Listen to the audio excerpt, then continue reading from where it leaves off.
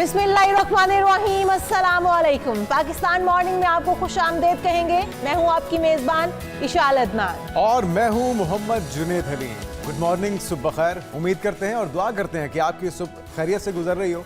नाज़रीन, एक अहम और अच्छा इकदाम है करप्शन को डिस्करेज करने के लिए, उसके खात्मे के लिए, क्योंकि हुकूमत ने मुल्क के मालियाती निज़ाम को जदीद तकाज़ों से हम आहंग करने और इसके अलावा करेंसी को ज़्यादा महफूज बनाने की जानिब एक अहम कदम उठाते हुए जदीद सिक्योरिटी फीचर्स के हामिल नए करेंसी नोट मुतारिफ कराने का फैसला कर लिया जाए। बिल्कुल जी, तो जिसके पास जो नोट पड़े हैं वो जल्द से जल्द उनको बाहर ले आए, क्योंकि बहुत जल्द नए करेंसी नोट मुतारिफ करा दिए जाएंगे। तो ये भी हो सकता है कि जो आपकी पुरानी करेंसी है वो काबिले इस्तेमाल ना रहे, इसलिए जितने नोट जिसके पास पड़े हुए, जुनेद, बल्कि आप भी, मैं आपको ये कहूंगी कि जितने पैसे आपके पास पड़े हुए हैं, जो करेंसी पड़ी हुई है, वो जल्दी से बाहर ले आइए और उस करेंसी को यूटिलाइज कर लीजिए या फिर उसको चेंज करवा लीजिए, क्योंकि जो हुकूमती फैसला है उसके बाद ये बताया जा रहा है कि नए नोट जदीद असरी तकाज़ों के मुताबिक डिज़ाइन किए जाएंगे और इस मकसद के लिए बैनुल-अक़वामी माहिरीन की खिदमात भी हासिल कर ली गई हैं।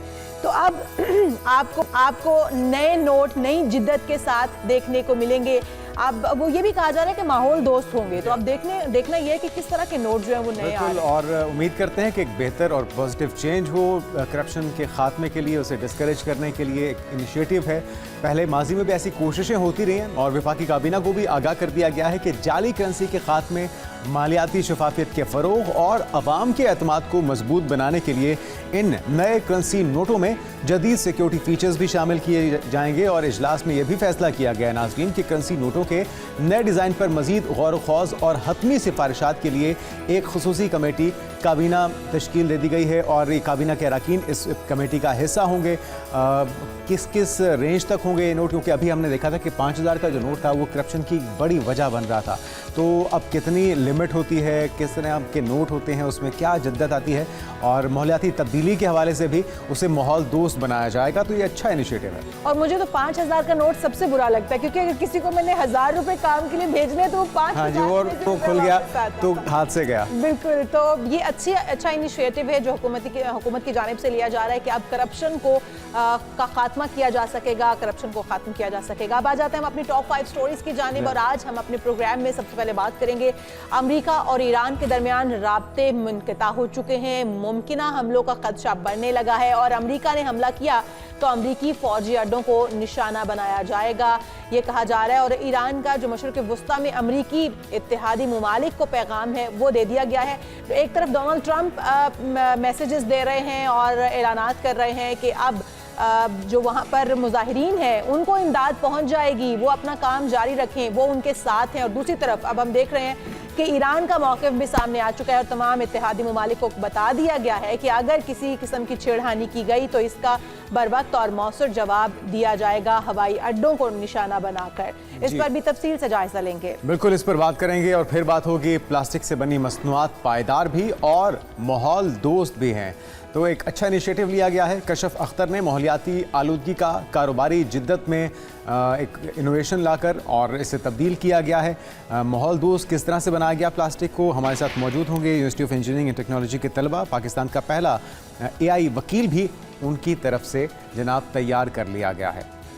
और उसके बाद हम बात करेंगे university of engineering and technology के तलबा ने पाकिस्तान का पहला AI वकील तैयार कर लिया है। तो क्या अब AI वकील ये काम सर अंजाम देंगे? क्या अब वकालत भी AI टूल्स से सर अंजाम दी जाएगी? इस पर भी हम माहिरीन की राय लेंगे। जी हाँ, और बात होगी फिर सर्दियों की। सर्दियाँ शुरू होते ही हमारी प्यास कहाँ गायब हो जाती है, ये अक्सर हम सवाल करते हैं। पानी पीना भूल जाते हैं, उससे बहुत से मसाइल होते हैं हमारी सेहत को लेकर। मौसम सरमा में एक दिन में कम से कम कितने गिलास पानी पीना लाजमी होता है और ये क्यों ज़रूरी है, इसके फ़वाइद क्या हैं, अगर नहीं पिएंगे तो नुकसानात क्या हैं, माहिरीन की राय प्रोग्राम में शामिल करेंगे। उसके बाद बात करेंगे पाकिस्तान क्रिकेट बोर्ड ने जनवरी के आखिर में ऑस्ट्रेलिया के दौरे पाकिस्तान की तस्दीक कर दी है। सीरीज़ का आगाज़ 29 जनवरी से होगा, जबकि दीगर मैचेस 31 जनवरी और 1 फरवरी तक होंगे। तो हम देखेंगे कि खेल के मैदान में क्या कुछ होने जा रहा है। पाकिस्तान टीम बहुत अच्छी परफॉर्मेंस दे रही है, चाहे वो अंडर 19 हो या फिर पाकिस्तान नेशनल टीम हो। तो हम उम्मीद करते हैं कि ये जो परवाज़ शुरू की है, जो उड़ान हमारी दोनों टीम्स ने शुरू की है, ये यूं ही जारी और सारी रहेगी। अपने टॉपिक की जाने वापस आ जाते हैं। अपने प्रोग्राम में जो पहला टॉपिक है हमारा कि अमेरिका और ईरान की जो दरमियान कशीदगी है वो एक नाजुक और ख़तरनाक मरहले में दाखिल हो चुकी है, जहाँ सिफारतकारी तकरीबन ख़त्म हो चुकी है, अस्करी तसादुम का इम्कान नज़र आता है। डोनाल्ड ट्रंप साहब इसका वाज़े इजहार भी कर चुके हैं, बरमला वो कह चुके हैं और बार बार इस बात का वो इंदिया दे रहे हैं कि अब जंग हो सकती है, ईरान के ऊपर जो है वो अटैक किया जा सकता है, अस्करी कुव्वत दिखाई जा सकती है। लेकिन हम ये देख रहे हैं कि वो साथ ही साथ जो वहाँ पर मुजाहिरीन हैं उनको हुब्बुल वतनी का खिताब देते हुए कहते हैं कि वो उनके साथ खड़े हैं और उनको बहुत जल्द इमदाद पहुँच जाएगी। तो आखिर होने क्या जा रहा है, और अगर ईरान के ऊपर अटैक होता है तो फिर ईरान का इसके ऊपर मौक़िफ़ क्या होगा, या ईरान किस तरह से जवाबी अटैक करेगा। इस वक्त सूरत-ए-हाल कशीदा हमारे पड़ोस में है, इसलिए हमारे कंसर्न ज़्यादा हैं। हमारे साथ मौजूद हैं डॉक्टर शबीर अहमद साहब, माहिर आलमी उमूर। आपको डॉक्टर साहब वेलकम कहेंगे पाकिस्तान मॉर्निंग में।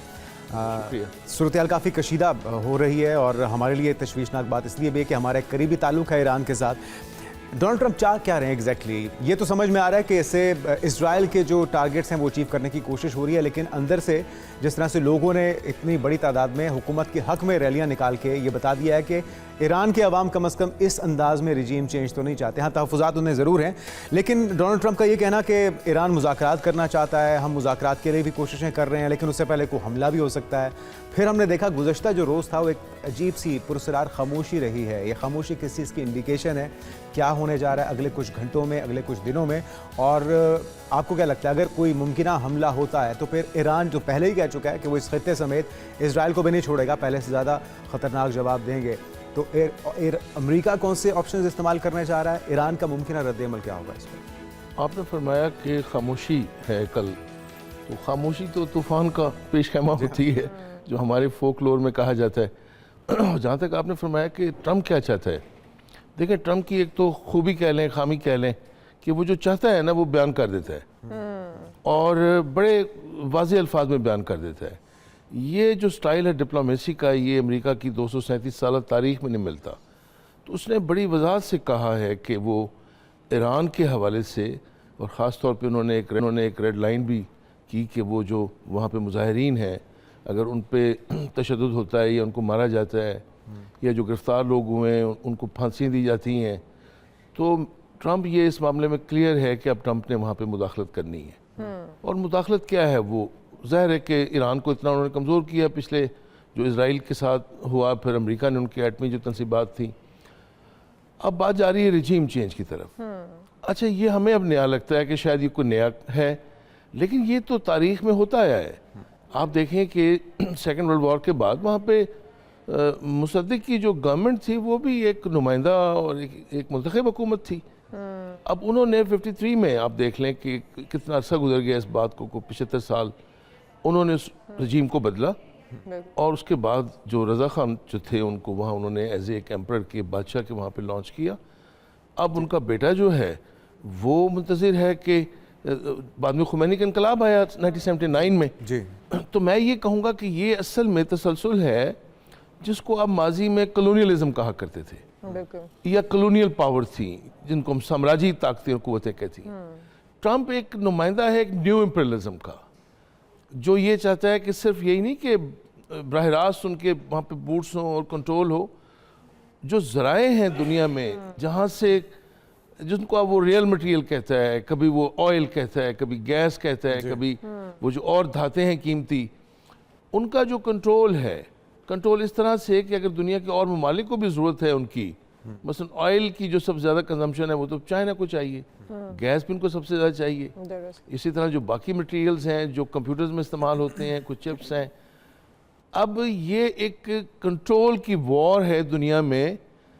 ताकतें न्यूक्लियर हैं, 9 ताकतें, बराह रास्त उस तरह की दूसरी आलमी जंग जिस तरह की हुई उसके इम्कानात नहीं है, लेकिन एक दूसरे के नर्व्स को वो ज़रूर आजमाते रहेंगे। बिल्कुल सही। लेकिन डॉक्टर शबीर साहब, अभी बरतानी नशरियाती इदारा या अखबारें जो है वो ये रिपोर्ट करती हैं कि 24 घंटे के अंदर अमेरिका ईरान पर हमला कर सकता है, जिस तरह आप कह रहे हैं कि जो करना होता है डोनाल्ड ट्रंप खुद से मुंह से बोल भी देते हैं, बार बार इसका इजहार भी वो कर रहे हैं कि वो अटैक कर सकते हैं।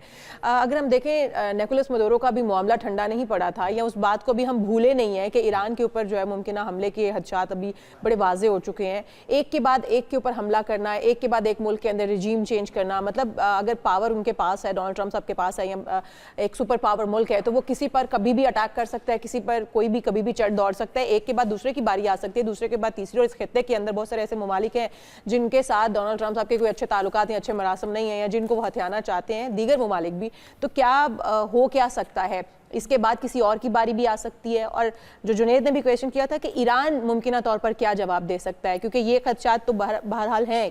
अगर 24 घंटे के अंदर बरतानी अखबार कह रहा है कि हो सकता है मुमकिन हमला, तो फिर इसका मतलब है कि हो सकता है, इसके चांसेस बहुत ज़्यादा हैं, बढ़ चुके हैं। देखिए, देखना ये होगा कि जो मकासद हैं अमेरिका के या डोनाल्ड ट्रंप के, अगर आप नक्शे को देखें, जहाँ जहाँ वो बात कर रहे हैं, वो सिर्फ जैसे आपने कहा कि बाकी किसकी बारी, वो बता रहे हैं किसकी बारी है।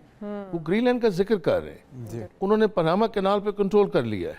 यहाँ पे जो मलाका स्ट्रेट है वहाँ पे उनके 2 बैरी बेड़े खड़े हुए हैं, और पूरी उनकी नज़र है कि वहाँ से जो तरसील होती है या जो ट्रेड होती है।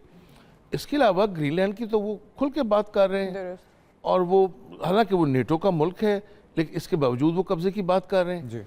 इसका मतलब ये हुआ कि मुझे ये लग रहा है कि ये जो 21वीं सदी जिसको आप कहते हैं ना, ये असल में जो मगरबी फ़िलासफ़ी है उसकी फेलियर की सदी है। फेलियर यूँ है कि यही तो लोग थे जो बात करते थे सॉवरेनिटी की। इन्होंने तो कहा था कि नहीं, रियासतें कमज़ोर हों, लेकिन आप उन पर चढ़ नहीं दौड़ते, इसलिए कि हर रियासत की जो टेरिटोरियल इंटेग्रिटी है वो अवलीन है। अब ये जो उनका अपना दिया हुआ तस्वुर था रियासतों की आज़ादी और खुदमुख्तारी का, उसको पामाल कर रहे हैं। अच्छा, ये तो जमहूरियत के चैंपियन बनते थे, और जब कहीं पहले जाया करते थे, ये पता क्या कहा करते थे कि हम वहाँ के अवाम को आज़ादी दिलाने जा रहे हैं, वहाँ पे इलेक्शंस करवाएंगे। अब तो ये सीधी सीधी बात ये करते हैं कि हमारे मफादात हैं। तो गोया वो जो वेस्टर्न आइडियाज़ थे, जिसमें मैं कहूँगा सॉवरेनिटी है, स्टेट इटसेल्फ है, डेमोक्रेसी है, ह्यूमन राइट्स हैं, और सबसे बढ़कर ये ख़ुद को ना एक लफ्ज़ अपने लिए इस्तेमाल करते हैं। अगर आप अमरीकी सदूर की माजी की तकरीर आप देखें, वो कहते हैं वी आर सिविलाइज्ड, हम सिविलाइज्ड नेशंस हैं। तो इनकी सिविलाइजेशन अपने मुल्क में तो दिखाई नहीं दे रही। जो मिनेपोलिस में हुआ, एक खातून को जिस तरह से ब्रूटली मर्डर किया गया, उसका अभी गुज़श्ता रोज़ भी हमने देखा। एक खातून डॉक्टर से अपॉइंटमेंट लेने के लिए जाना चाह रही थी, आईएस एजेंट्स ने उसे बदतरीन ज़दोकोब किया और उसे भी गिरफ्तार कर लिया गया। और इस तरह के बेशुमार वाक़यात, उसमें बच्चों को, बुजुर्गों को, खातून को नहीं छोड़ा जा रहा। इसी तरह फ्रांस में, इसी तरह पूरे मगरब में हो रहा है। जो फ़लस्तीन के हक़ में मुजाहरा कर रहा है, जो अपने राइट्स के लिए मुजाहरा कर रहा है, उसको कुचला जा रहा है ताकत के ज़ोर पर। तो हम इनसे क्या तवक्को करें कि ईरान में कोई ये मुजाहिरीन के हक में वहाँ पे रजीम चेंज करने जा रहे हैं? ये किसको बेवकूफ़ बनाने की कोशिश कर रहे हैं डॉक्टर साहब? नहीं, बिल्कुल नहीं। देखें जी, वो तो उन्होंने एक अपना वहाँ पे डेवलप किया है ना अपनी केस, वहाँ पे अरबों डॉलर खर्च हुए हैं। ये ईरान के जो इतने शहरों में और इतने सूबों में मुजाहरे हुए हैं, और आपने देखा कि ये अचानक शुरू हुआ है। ईरान की करेंसी, ईरान की इकॉनमी, वो तो साल से चुके सैंक्शंस की जद में है। तो ये महंगाई वाली बात और उनकी जो एक क्लास निकली है बाहर, मकसद क्या है? मकसद ये है कि एक प्रीटेक्स्ट बनाया जाए और फिर इंटरवीन किया जाए, और फिर ये जो रिजीम है इसको चेंज किया जाए। अच्छा, अब देखना ये कि इसके लिए वो क्या स्टाइल इख्तियार करते हैं। बिल्कुल। क्या बरह रास्त वो हमला करते हैं, जिसको आप एयर स्ट्राइक्स कहते हैं? क्या वो बूट्स लेकर आते हैं ग्राउंड पे? क्या कोई वो इस तरह की कार्रवाई करते हैं कोविटेड? अब देखें, कोई सोच सकता था जिस तरह से इन्होंने वेनेजुएला में किया है। अच्छा, ये खतरा आपने फरमाया, कौन कौन? कोलंबिया को भी खतरा है, पूरे लैटिन अमेरिका को खतरा है।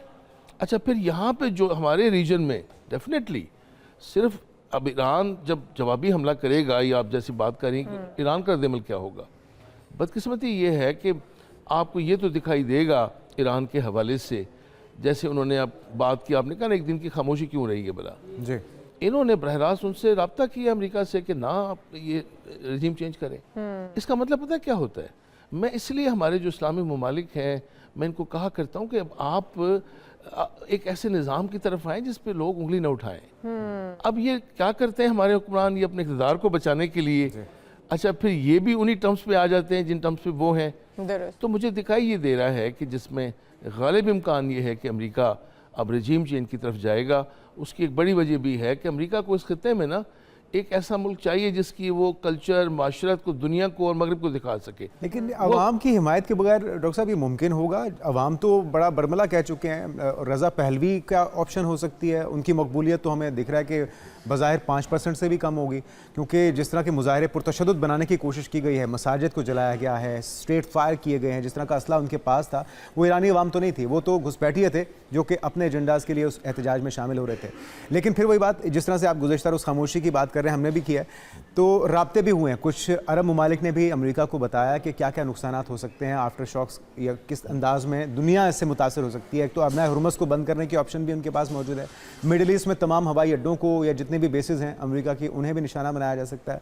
तो ये सारा नुकसान बर्दाश्त कर लेंगे मिडिल ईस्ट के ममालिक भी? वो किसी किस्म की फैसिलिटेशन जो माजी में होती रही है वो तो नहीं करने जा रहे इस बार? मुझे नहीं लग रहा, मुझे ऐसे दिखाई दे रहा है कि देखें बाज़ औक़ात ना कई दफ़ा आपकी ये खूबी ना आपकी खामी बन जाती है, कई दफ़ा आपकी स्ट्रेंथ वही वीकनेस बन जाती है अगर कोई स्ट्रेंथ को एक्सप्लॉइट करना चाहे। ईरान का जो कंट्रोल था ना, आपने बात की है जैसे ऑयल पे, 30% ऑयल जो है वो तो ईरान के रास्ते से होकर गुजरता है। अब आप देखें जिस तरह का वो मुदाखलत कर रहे हैं यमन के हवाले से, अब जिस तरह की मुदाखलत वो अब ये सिक्योर करना चाह रहे हैं कि ये जो ट्रेड है ना ऑयल की, ये अब उनके उन तमाम एवेन्यूज़ और रास्तों पे स्मूथली होती रहे, उनका कंट्रोल हो और उनको डिस्टर्बेंस ना हो।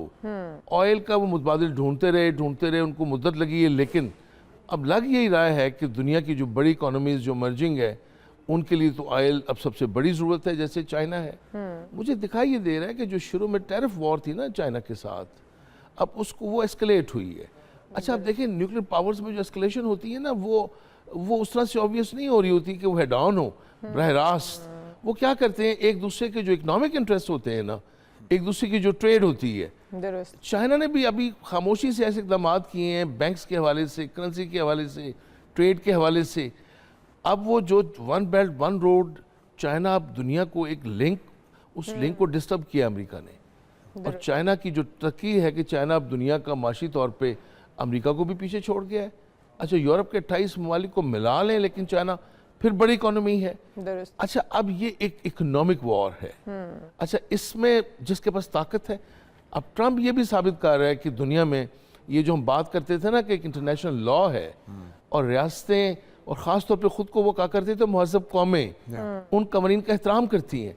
उन्होंने खुले समुंदर में एक दफ़ा अटैक किया, उनको लगा कि वो अभी बोट जो है या शिप उसमें लोग मौजूद हैं और अब ये दुनिया के बैन-अक़वामी कानून के खिलाफ वर्जी है कि जो लोग ऑलरेडी इंजर्ड हैं, जो आपको नुकसान नहीं, उनको तो हेल्प की ज़रूरत है। इन्होंने दूसरा अटैक करके उनको मारा है। मैं कहूँगा कि वो जो तहजीब जिसको ये कहा करते थे वेस्टर्न सिविलाइजेशन और जिस पे ये बड़े अब नाजा थे, रशियन शिप की बात करें एग्जैक्टली।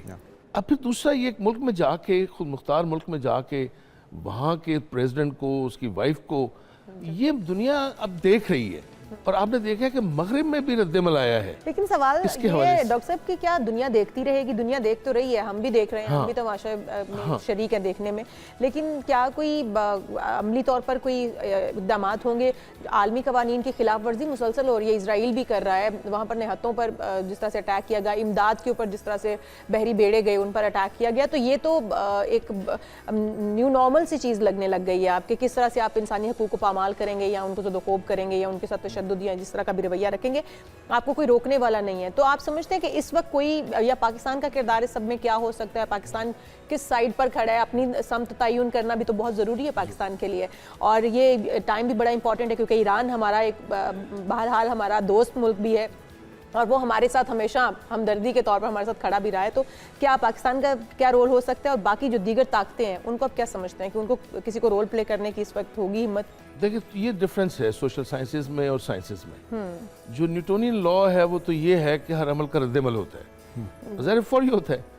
अच्छा सोशल साइंसेज में या बैन-अक़वामी ताल्लुकात में क्या होता है कि जो रिएक्शन है ना वो फौरी नहीं, यानी ये उस तरह का साइंटिफिक प्रिंसिपल नहीं है, लेकिन ये कहा जाए कि मतलब होगा नहीं। डेफिनेटली आप देखेंगे कि ट्रंप के हवाले से अगर आप मुझसे पूछें तो ट्रम्प को ज़ाहिर है बाकी दुनिया तो इस पोजीशन में नहीं है उसको रोक सके। देखिए अमेरिका को इराक वार से नहीं रोका जा सका था, जर्मनी भी नहीं चाहता था और फ्रांस भी नहीं चाहता था, लेकिन अफगानिस्तान में आने से नहीं रोका जा सका था। अब एक जो उनको मिला है ना जवाब, मैं कह लूँ, ट्रम्प देखें जितना सादगी से वो बात करते हैं ना, सिंपलिसिटी से, लेकिन उनमें अगर आप जाएं तो बड़ी गहराई है। अब उन्होंने रशिया को इस काबिल नहीं छोड़ा कि रशिया उस तरह से ईरान के साथ आके खड़ा हो जाए जिस तरह माजी में होता था, क्योंकि रशिया को वो एक अग्रेसर के तौर पे यूक्रेन में साबित कर चुके हैं। चाइना के बारे में वो कहते हैं कि चाइना ने अपनी एक आई जो है ना वो ताइवान पे रखी हुई है कि देखिए अगर ये ग्रीनलैंड पे कब्जा करते हैं, अब रूस को नहीं निकाला जा सका, तो ताइवान तो घंटों की गेम है चाइना के लिए उस तरह का। अच्छा, ये इसका वो फायदा उठाता है, लेकिन अगर ट्रम्प को रोका जा सकता है ना, तो मैं कहता हूँ कि वो इंटरनली है। ट्रम्प को इम्पीच किया जा सकता है। वहाँ पे जो न्यूकॉन्स हैं या जो बिग बिजनेस है जिनके इख्तियार में हुकूमतें हैं, कांग्रेस है, दुनिया की हुकूमतें हैं, दुनिया का इक़्तिदार है, जब वो देखेंगे कि उनका सरमाया जो है अगर उसकी मुंतकली वाकई ये अब ईस्ट की तरफ हो रही है और इसको रोका जा सकता है एक ऐसे सदर को हटा के जो हमें जंगों में धकेल रहा है, तो इसका मतलब यह है कि अमेरिका को भी अंदरूनी हलचल की जरूरत है या अंदरूनी तौर पर उनको कमजोर करने की जरूरत है। अमेरिकी सदर को इम्पीच किया जा सकता है कांग्रेस का, वहां पर भी रिजीम चेंज की इस वक्त दशत जरूरत बिल्कुल है। अच्छा, अमेरिकी सदर को उनकी एक अमेंडमेंट है 25th अमेंडमेंट जी, वो क्या करते हैं कि सदर को ये करार दे देते हैं कि इनकैपेसिटेट है ये, और ये अब इसकी हेल्थ पे भी बातें हो रही हैं, इसकी सेहत पे भी बातें हो रही हैं। लेकिन फिर ये भी देखना होगा ना, उनके बाद जिनका नंबर लगा हुआ है जेडी वेंस, वो भी कोई इतनी अच्छी शख्सियत नहीं है। बहुत शुक्रिया, हमारे उस वक्त की कमी थी डॉक्टर साहब, और उम्मीद करते हैं खुश उसलूबी से मामला तय हों और जिस मुज़ाकरात का इंदिया दिया जा रहा है या इम्कानात ज़ाहिर किए जा रहे हैं, मुज़ाकरात से ही अवाम तफ़हीम से मामला हल हो जाए। और वैसे भी वेनेज़ुएला नहीं है ईरान, और उस तरह से खामोशी से रिजीम चेंज करना अमरीका के लिए मुमकिन नहीं होगा। बड़ा सख्त और बड़ा ही शदीद रद्द-ए-अमल ईरान की तरफ से आ सकता है। शहरों की गलियों में बिखरा प्लास्टिक, नालों में बहता हुआ कचरा और लैंडफिल साइट्स पर बढ़ते ढेर एक खामोशी के साथ माहौलियाती बहरान की निशानदही कर रहे हैं। और इसी बहरान के बीच हमारी एक बच्ची है पाकिस्तान की, कशफ अख्तर, जिन्होंने वो रास्ता चुना है जहां मसला ही हल कर गया है, और वो प्लास्टिक जो कि वबाल जान बना हुआ था उसको शहरियों के फ़ायदे के लिए इस्तेमाल किया जाने लगा। बिल्कुल जी, ज़ाया होने वाले प्लास्टिक को बेकार समझने की बजाय उन्होंने इसे एक कीमती वसीला माना है और इको ब्रिक्स के प्लेटफॉर्म से कचरा साइकिलिंग का एक ऐसा मॉडल मुतारिफ करवाया है जो माहौल दोस्त भी हो सकते हैं। और ये वो कचरा है जिसको रिसाइकल नहीं किया जा सकता है, जो कि आप ऐसे ही बाहर फेंक देते हैं, जिसमें बहुत ज़्यादा जो इस्तेमाल की चीज़ें हैं, जिसमें आप शॉपिंग बैग्स बहुत ज़्यादा इस्तेमाल करते हैं, तो माहौलियाती तब्दीली के अंदर बहुत ज़्यादा किरदार जो है इन शॉपिंग बैग्स का भी है, जिसके ऊपर बार पाबंदी भी लगी है, लेकिन इसके बावजूद हम देखते हैं कि इसका इस्तेमाल रुक नहीं पाया है। अब किस तरह से कशफ इसको इस्तेमाल करते हुए क्या कुछ बना रही हैं, इसी पर बात करेंगे। हमारे साथ मौजूद हैं इस वक्त कशफ अख्तर, एंटरप्रेन्योर हैं आप। वेलकम टू शो कहेंगे आपको कशफ। और कशफ, किस तरह से ख्याल आया कि ये जो ना यूज़ हो पाने वाला प्लास्टिक है इसको भी यूज़ किया जा सकता है और फिर इसको रिसाइकिल करके मुख्तलिफ चीज़ें बनाई जा सकती हैं? ये प्लान कैसे, ख्याल कैसे आया, फिर इसको किस तरह से आपने एग्जीक्यूट किया, कौन कौन और भी इसमें शामिल है आपके, और किस किस प्लास्टिक को आप उठाते हैं और किस तरह से इसको यूटिलाइज करते हैं? जी बहुत शुक्रिया।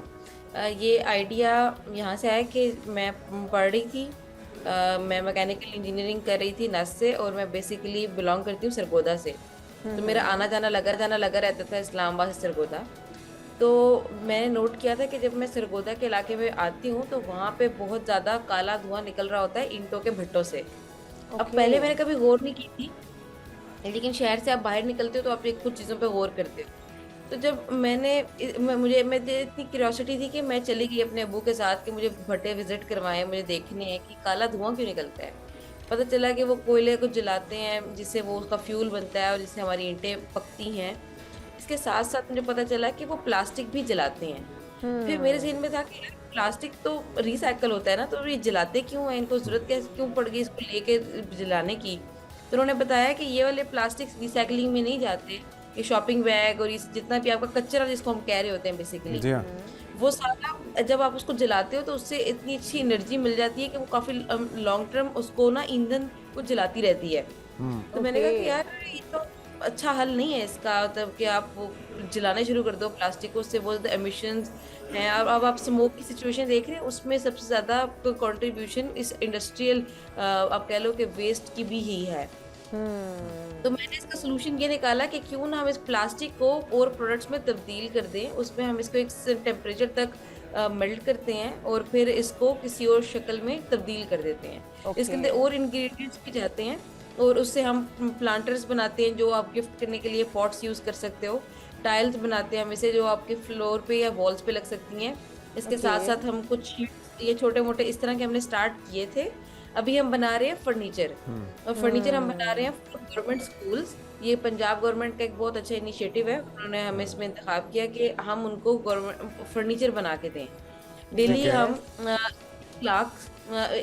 हम 10 लाख से ज़्यादा मिल्क पैक्स रिसाइकिल करते हैं जो हुकूमत बच्चों को देती है, और उन्हीं को हम रिसाइकिल करके उनको फर्नीचर वापस दे रहे हैं।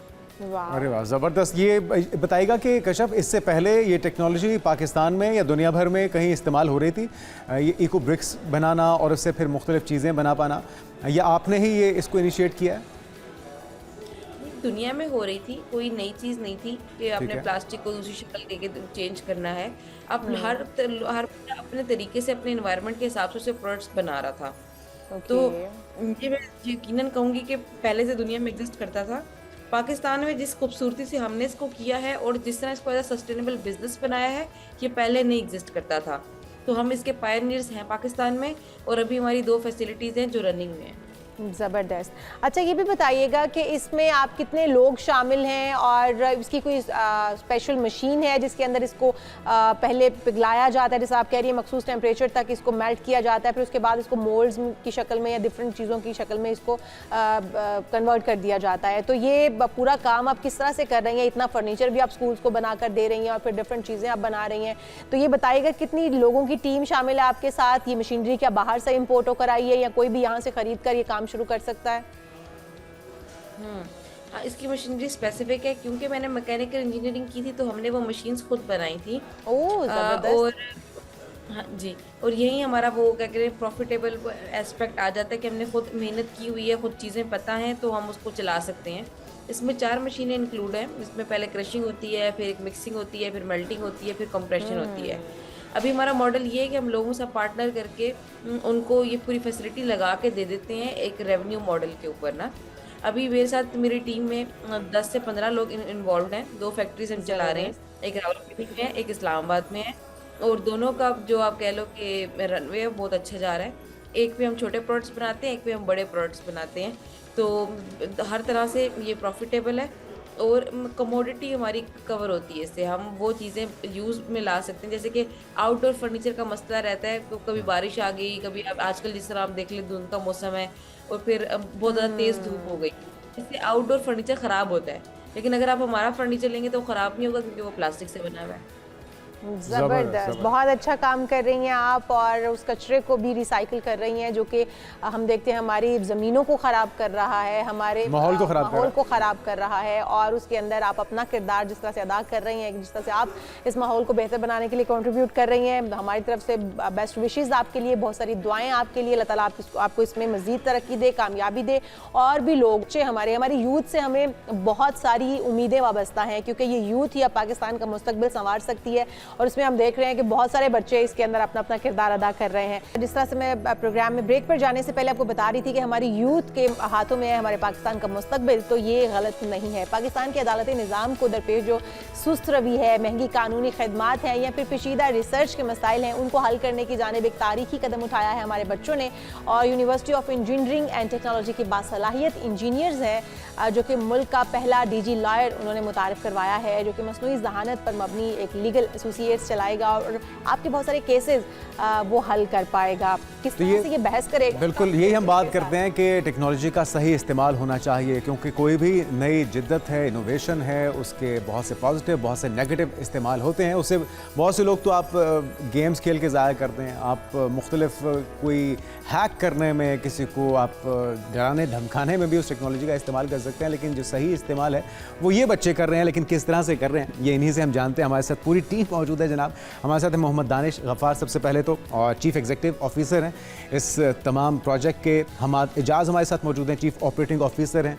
आपको भी वेलकम कहते हैं। उनके साथ मौजूद हैं जनाब आमना इमरान, जो कि चीफ हैं, AI ऑफिसर भी हैं, आपको भी वेलकम कहते हैं। साथ में मौजूद हैं जनाब supervisor project doctor Mohammad Awais साहब, आप सबको वेलकम कहते हैं। आप सबको पहले तो बहुत बहुत मुबारक हो इस ज़बरदस्त इनोवेशन के ऊपर, सही मानों में सही इस्तेमाल किया जा रहा है टेक्नोलॉजी का, AI का, जिसका हम जिक्र करते हैं, जो कि हमारा मुस्तकबिल भी है ना। तो आगाज़ कैसे हुआ, आइडिया कैसे आया, पहले आपसे आगाज़ कर लेते हैं दानिश जी। डिजी लॉयर से पहले मैं एक आइडिया पे काम कर रहा था which was related to fashion sense and I was working on it with doctor Awais. अब उसके अंदर कुछ ऐसे पेटेंटेबल चीज़ें थी जिसको डिस्कस करने के लिए मैं अपने वालिद साहब के पास गया, who is a lawyer and he is a family and civil lawyer. तो उन्होंने मुझे IP रिलेटेड जो इंटेलेक्चुअल प्रॉपर्टी के उनके पार्टनर थे उनके पास भेजा। जब मैं और हमाद फिर उनके पास गए, हमने उनसे डिस्कस किया सारा कुछ, और सारी इस डिस्कशन के बाद उन्होंने हमें कहा कि आप मुझे ना मेरी केसेस की डायरी मैनेज करने के लिए एक ऐप बना के दे दें। ठीक है। So then we came back, I went to doctor Awais, मैंने डॉक्टर अवैस से डिस्कस किया, उन्होंने मुझे गाइड किया कि आप इस पे सबसे पहले मार्केट रिसर्च करो। मैं उस टाइम पे दूसरे सेमेस्टर में था और ये कितने साल पहले की बात है? ये 2022 के एंड की बात। ओके। तो डॉक्टर अवैस ने कहा कि इस पे मार्केट रिसर्च करते हैं, पहले स्टार्टअप्स कैसे चलते हैं। मुझे बिल्कुल भी आइडिया नहीं था उस बारे में, तो सर ने मुझे गाइड किया। उस टाइम पे मैं ऑरेंज लाइन ट्रेन यूज़ करता था टू ट्रेवल टू यूनिवर्सिटी, तो वहाँ पे रिश्ते में ही हाई कोर्ट थी। I used to meet lawyers every day, तो उनको मैंने बिठा लेना, अच्छा आप बताएं इसमें और क्या होता है, कैसे होता है। तो डायरी की तो हमें समझ आ गई कि ये इस तरह की चीज़ नहीं है कि हर वकील की ज़रूरत है, लेकिन उसमें हमें पेन पॉइंट्स जो उनकी ज़िंदगी के वैसे थे वो भी मैं नोट डाउन करता जा रहा। इसमें 3 चीज़ें थी। सबसे पहले कोई भी केस होता है उसमें डॉक्यूमेंट एनालिसिस होता है कि डॉक्यूमेंट्स पढ़ने हैं, उनको एनालाइज करना है, फैक्ट्स एंड फिगर्स देखने। दूसरे स्टेप पे आप करते हैं लीगल रिसर्च कि 1947 से 2025 तक या 2026 तक लेटेस्ट जो भी उस पर फैसले आए हैं या उस पर कानून जो है वो क्या कहता है, ताकि उसके हवाले भी मिल सके। एग्जैक्टली। इससे पहले इसका डिसीजन क्या आया था। जी। और लास्ट चीज़ होती है ड्राफ्टिंग, जो केस फाइल तैयार करनी होती है, लिखना होता है, रिट पिटिशंस हैं, अपील्स हैं, उसके स्पेसिफिक फॉर्मेट्स हैं स्पेसिफिक टू द प्रोविंसेस। ठीक।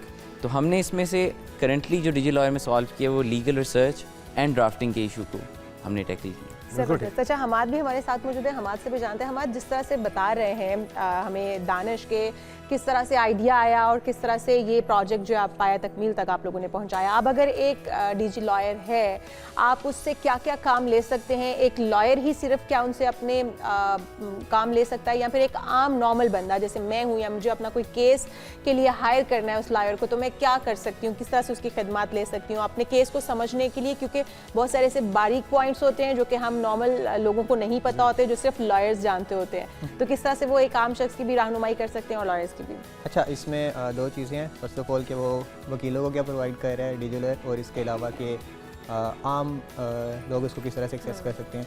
फ़िलहाल जो डिजी लॉयर है उसको सिर्फ वकीलों के असिस्टेंट के लिए ही बनाया गया हुआ है, उसको आम लोग अभी एक्सेस नहीं कर सकते, क्योंकि उसको रिफ़ाइन होना और वो सारी चीज़ों में काफ़ी टाइम लगता है कि अगर कोई भी एडवाइस दे रहा है तो वो आम लोग के लिए बिल्कुल ही एग्जैक्ट एक्यूरेट हो। और दूसरी चीज़, जिस तरह अभी दानिश ने जिक्र किया कि 3 चीज़ें हैं जो कि पेन पॉइंट हैं वकीलों का।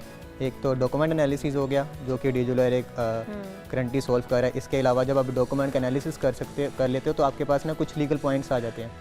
उन लीगल पॉइंट्स के बेस पे आप क्या करते हो कि जितने भी पुराने फैसले होते हैं उनके साथ मैच करके चेक करते हो कि अच्छा पिछले वक्तों में या पिछले टाइम में इस तरह के केस के ऊपर क्या बात की गई थी या क्या फ़ैसला आया था। फिर जब आपके पास वो चीज़ आ जाती है, रेफरेंस भी कहा जाता है, उसको बेसिकली जजमेंट्स कहा जाता है, जिसको केस लॉस कहते हैं। तो जब आपके पास वो जजमेंट आ जाती है या रेफरेंसेस आ जाती हैं, फिर आप क्या करते हो, उनके बेस पे एक ड्राफ्ट वगैरह या अपनी एक पूरा केस की एक ब्रीफ सी तैयार करते हो, जो कि आपने जाके कोर्ट के अंदर प्रेजेंट करनी होती है। तो यहाँ पे एक जो चीज़ जो कि बहुत ज़्यादा कन्फ्यूजन हो रही है और बहुत ज़्यादा लोगों के अंदर फैल रही है, वो ये है कि हम वकीलों को रिप्लेस करने जा रहे हैं। ऐसा कुछ भी नहीं है। अगर एक वकील किसी रिसर्च पे 3 दिन लगा रहे हैं तो डिजी लॉयर आपको वो 3 मिनट के अंदर करके दे सकता है। यही सेम सिनेरियो है जो कि आई गेस पत्तों की शहर के अंदर एक जज हमारी रिसेंटली एक केले की इंटरेक्शन हुई थी पाकपतन की। एक हमारी डिस्ट्रिक्ट जज हैं, तो 1.5 साल से उनके पास एक केस था। अब डिजी लॉयर में हमने 1947 से 2025 तक का जितना भी केस लॉ है वो ऐड करके उसके ऊपर लीगल एसोसिएट्स बिल्ड किया। एक जो रिसर्च के एसोसिएट हैं उसका नाम है RKI। तो वो RKI के पास गई, उन्होंने वहाँ पे अपनी पूरी प्रोपोजिशन एंटर की, दोनों पार्टीज़ के इश्यूज एंटर किए।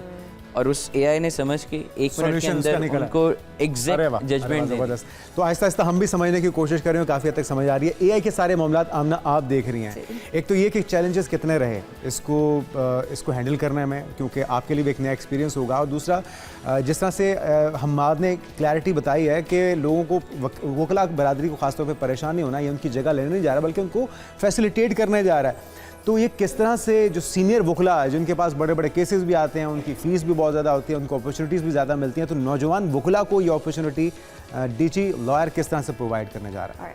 सो पहले तो ये कि जो चैलेंजेस थे, there like 2 sides of it. एक तो AI पे जो चैलेंजेस हैं वो ये है कि एक्यूरेसी एंड हेलुसिनेशंस। समटाइम्स जो AI होता है वो हेलुसिनेट भी कर रहा होता है, और उसको एक्यूरेसी को बहुत अच्छा करने में काफ़ी लाइक ट्रेनिंग लगती है। We have to like train it on data and all of that.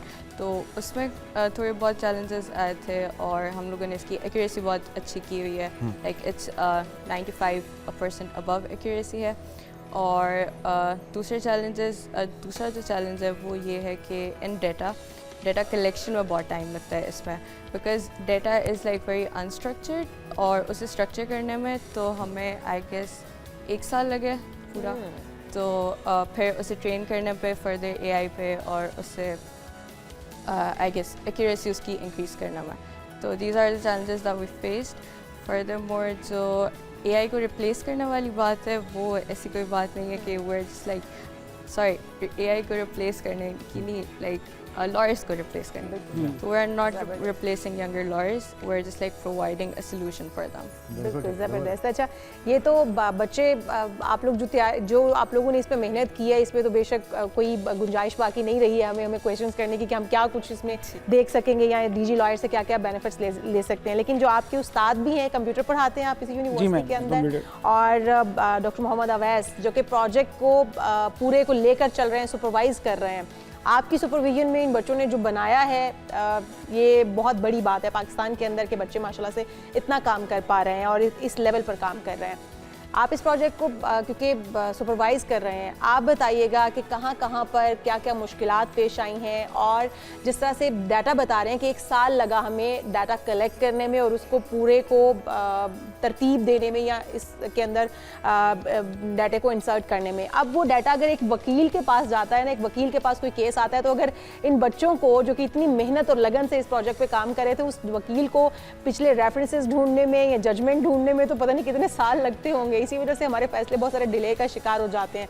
तो जो जुडिशरी है वो इससे कितना फ़ायदा उठा सकती है? जजेस भी तो इससे फ़ायदा उठा सकते हैं या नहीं, कि हमने या हमसे पहले जजेस ने इसके ऊपर क्या फ़ैसला दिया था, रेफरेंस क्या था, क्या वो भी इससे मुस्तफ़ीद हो पाएंगे और इस प्रोजेक्ट की जो मुश्किलात थी वो भी हमारे साथ? जी मैम, इट्स वेरी नेचुरल। जिस तरह सबसे पहले जो IDA में हमें इश्यूज़ फेस करने पड़े, जो दानिश ने बड़ी अच्छी तरह हाईलाइट किया, वो ये था कि प्रॉब्लम को इस तरह डिफ़ाइन किया जाए कि वो प्रॉब्लम वाकई जो स्टेक होल्डर्स हैं उनके लिए यूजेबल हो। लाइक फर्स्ट ये पूरी पाइपलाइन में ये था कि जो लॉयर्स हैं उनको फैसिलिटेट किया जाए, क्योंकि दानिश के वाले साहब भी लॉयर हैं और मेरे नाना भी डिस्ट्रिक्ट अटॉर्नी जनरल रह चुके हैं, तो मुझे भी इस चीज़ का थोड़ा सा आइडिया था कि ये जो आप बात कर रहे हैं, रेफरेंसेस को ढूंढना किसी भी केस के लिए, उसके साथ अलाइन करना कि इसको पहली जजमेंट्स कौन सी थी और अब हम उस जजमेंट के रेफरेंस से आगे किस तरह केस प्रिपेयर करते हैं, दैट इज़ रियल प्रॉब्लम। तो उस प्रॉब्लम को आइडेंटिफाई करना इज़ द मेजर इशू, इसको किस तरह डिफ़ाइन करना है। फिर दूसरा जो मेजर इशू था, जो बहुत ज़्यादा था, जिस पे अभी आमना भी बता रही थी, वो ये था कि डाटे को इस फॉर्मेट में लेकर आना कि वो EI के लिए यूज़फुल हो। यानी कि अभी हमारे पास जितना डाटा था दैट वाज इन बुकिश, वो किताबों में था, लिटरेचर में था और वो डिफरेंट जगह पे स्कैटर्ड था। तो इन बच्चों के लिए जो सबसे बड़ा चैलेंज था, जो I do not want to take credit of that thing, ये इन बच्चों का काम है और वो इन्होंने उस डाटे को इस फॉर्मेट में लाए हैं और वो सबसे बड़ा चैलेंजिंग काम था कि वो इसको AI के लिए यूजेबल बना सकें। देन थर्ड स्टेप, कमांड दी जाए, हाँ जी, वो आपका जो AI DG लॉयर है वो सब कुछ वो आपके सामने ले। बिल्कुल एग्जैक्टली। और अब दानिश के साथ जो अभी लास्ट मीटिंग थी हमारी, उस पर दानिश के साथ डिस्कस हो रहा था कि अब ये they want to take it at next step. अब ये नेक्स्ट स्टेप पे लेके जाना चाह रहे हैं। जिस तरह आपने पहला क्वेश्चन किया था कि लॉयर्स के अलावा हम जनरल पब्लिक के लिए भी उनकी नॉलेज के लिए कि उनके पास उनके क्या राइट्स हैं, वो किस तरह लॉ को यूज़ कर सकते हैं, फिर नेशनली थर्ड लेवल पर, जुडिशरी लेवल पे भी ये बड़ा ज़रूरी है, क्योंकि आम लोगों को भी अपने हुकूक का पता हो, कानूनी पहलुओं का पता हो और इसी वजह से मगरब से हम पीछे भी इसलिए हैं कि छोटे छोटे इश्यूज़ पे मगरब में हम देखते हैं कि सू कर दिया जाता है मल्टीनेशनल कंपनीज़ को भी, और क्योंकि वो जो यूज़र्स होते हैं, एंड यूज़र हैं, उनके भी तो हुकूक होते हैं। तो यहाँ पे ये चीज़ डेवलप करने के लिए कितना और वक्त लगेगा कि आम यूज़र्स के इस्तेमाल में भी लाया जा सके, उनको भी उनकी ज़िंदगी को आसान करे, उनके हुकूक का तहफ़्फ़ुज़ यकीनी बनाए। आम लोगों तक डिजी लॉ की जो एक्सेस है, ऑब्वियसली इसमें मेजर जो सबसे इम्पॉर्टेंट चीज़ है that is the accuracy of AI. अभी we are at 95-96%, but we want to take it to 99.8%, क्योंकि जब मैंने डिजी लॉ स्टार्ट किया था, एक हमारे सॉफ्टवेयर इंडस्ट्री के काफ़ी जाने माने बंदे हैं, उन्होंने मुझे कहा था कि एक चीज़ ज़हन में रखना कि तुम्हारे एक आंसर की बेस पे किसी को सज़ाए मौत हो सकती है। एग्जैक्टली। तो ये चीज़ जहन में रखना बहुत ज़रूरी है। और इसमें जो दूसरी चीज़ है कि आम पब्लिक में हम अकेले एज अ प्राइवेट कंपनी हमारे लिए ले जाना बहुत मुश्किल है। So we invite the government and the judiciary to participate with us, because we have the systems to solve the 2.8 million backlog of cases, जिसमें से 2.4 मिलियन तो आपके डिस्ट्रिक्ट जुडिशरी में, और डिस्ट्रिक्ट जज के पास रोज़ का 150 केस है। बिल्कुल। हम सिविल कोर्ट भी जाते हैं, हाई कोर्ट भी जाते हैं, सुप्रीम कोर्ट भी जाते हैं। सबसे बुरे जो हालात देखने को मिलते हैं वो सिविल कोर्ट में। 150। उम्मीद करते हैं कि गवर्नमेंट आपके साथ कोलैबोरेट करेगी इसके अंदर, और आपको पूरी सपोर्ट मिलनी चाहिए जितना बड़ा आप काम कर रहे हैं। हुकूमत भी यही चाहती है कि जो मसले हैं, केसेस हैं, वो जल्द से जल्द जो वो हल हो जाएं। इतनी लंबी लाइनें वो तारीख पे तारीख ना मिला करे। अच्छा हमाद, आपसे जिस तरह से हम ये बात तो कर रहे हैं कि वकीलों की जगह नहीं लेगा ये एआई टूल और ये डीजी एआई, लेकिन अगर वकील को अपनी तारीख पर पहुंचना नहीं है या वो नहीं पहुंच सकता, तो क्या उसको कमांड देते हुए कोई ऐसा एआई लॉयर हमारे सामने हम देखने को हमें मिल सकता है कि जो कि अगर वकील मसरूफ़ है तो उसकी जगह जाके पेशी पे पहुंच जाए? अच्छा, सेम यही सिनेरियो बाहर किसी मुल्क के अंदर, मुझे एग्जैक्ट नाम उसका याद ही नहीं आ रहा, अगर आपको याद हो, उनके साथ हुआ था कि उन्होंने एक डिजिटल वकील को कोर्ट के अंदर प्रेजेंट करने की कोशिश की थी, तो जज ने उन्हें सू कर दिया था। उसके पीछे रीज़न ये है कि जब भी आप कोई केस वगैरह लड़ रहे होते हो, AI I don't think so कि एआई उसकी जगह इस वजह से नहीं ले सकता क्योंकि केस को सोल्व करने में, जज को फैसला देने में कुछ इमोशनल फैक्टर्स भी इन्वॉल्व होते हैं जो कि केस के एंड रिजल्ट पे काफ़ी डिपेंड कर रहे होते हैं। कभी वकील को रो के भी दिखाना पड़ता है। एग्जैक्टली।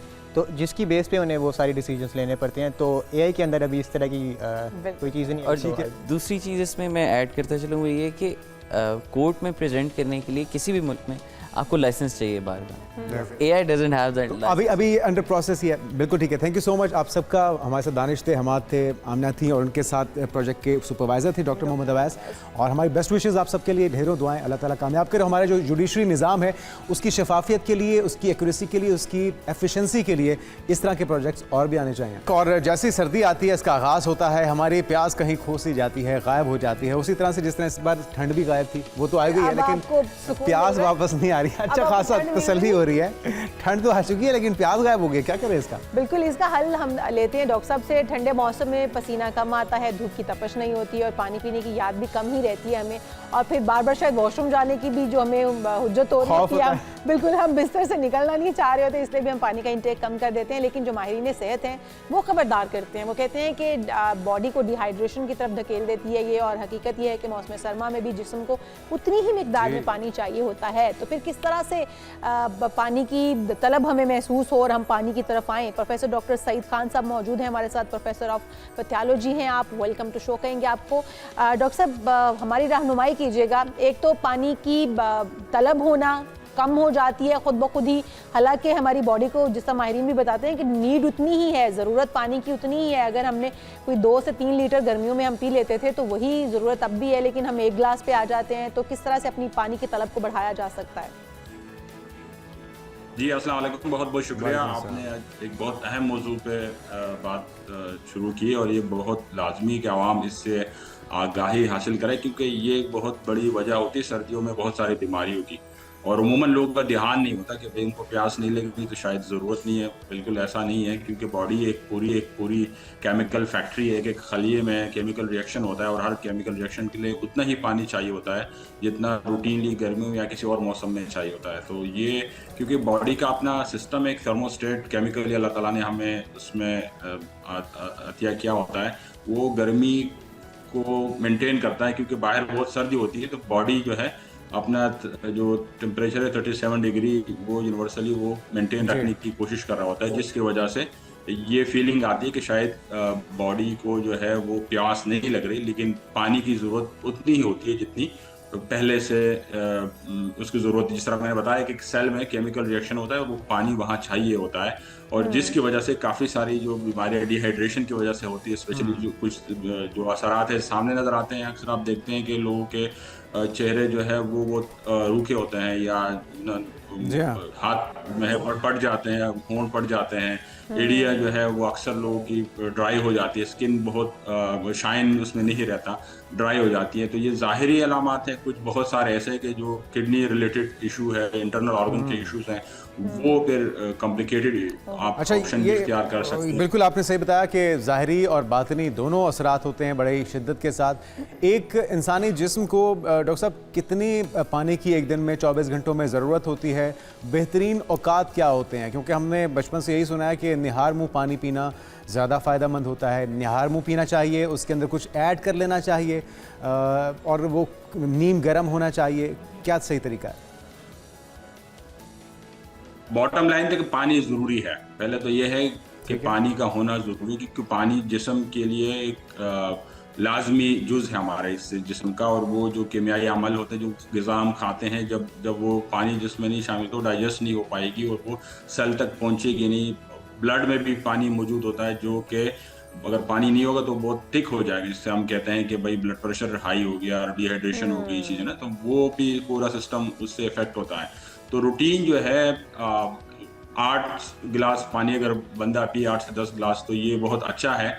लेकिन क्योंकि दो चीज़ें होती, कभी हमें प्यास लगती है, लेकिन जो सर्दी की वजह से ना वो एक्सेसिबिलिटी पानी की, जो आप बता रहे कि बिस्तर से उठना, वो ठंड फील होना, तो वो लोग कंप्रोमाइज़ करते हैं, या वॉशरूम जाने की खौफ से लोग पानी नहीं पीते कि भाई रात को उठना पड़ेगा। तो ये सारी चीज़ें ऐसी है कि सहल पसंदी की वजह से भी पानी लोग नहीं पीते। तो ये लेज़ी है, जो हैबिट्स है, इसको तर्क करना चाहिए, क्योंकि इसकी हैवी कॉस्ट होती है। बाद में खुदा न खास्ता ऐसी बीमारी आ जाती है जो कि बाद में एक पछतावे का सबब बनता है। तो पानी एक तो अपने सामने रखे बंदा कि वो दिख जाए और आपका नज़र उस पर पड़े। दूसरा ये बेहतर है कि नीम गर्म पानी हो, तो इससे आपको ठंड वाली फीलिंग भी नहीं आएगी, और वैसे भी बॉडी को जो पानी आप जो पीते हैं अल्टीमेटली 37 डिग्री पे जाना होता है। तो अगर हम नीम गर्म पानी पिए तो वो अच्छा ज़्यादा डॉक्टर साहब, बेहतर है। निहार मुँह वाला भी ऐड कीजिएगा इसमें, कि निहार मुँह पानी पीना सही रहता है, या उसमें कुछ ऐड कर लें, कोई फ्रूट या कुछ भी?